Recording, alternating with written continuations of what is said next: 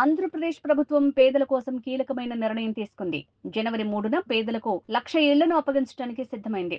ఆ రోజు లబ్ధిదారులకు ఇళ్ల తాళాలను అందజేయనున్నారు. ముఖ్యమంత్రి చంద్రబాబు నాయుడు స్వయంగా ఈ కార్యక్రమంలో పాల్గొంటారు. ఈ సందర్భంగా ఆ రోజు జరిగే కార్యక్రమం గురించి పూర్తి వివరాలు ఇలా ఉన్నాయి. ఆంధ్రప్రదేశ్ ప్రభుత్వం మన ఇల్లు మన గౌరవం కార్యక్రమం ద్వారా పేదల మధ్య అవగాహనను పెంచుతూ రాష్ట్ర వ్యాప్తంగా ఇళ్ల నిర్మాణాన్ని వేగవంతం చేస్తోంది.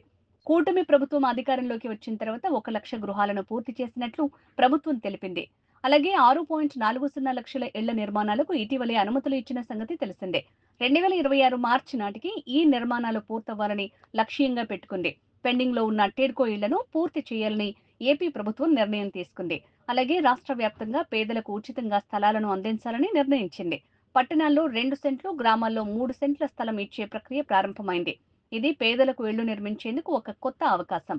ఇక పట్టణాల్లో ఇళ్ల నిర్మాణానికి సంబంధించి అనుమతులను సులభతరం చేసింది.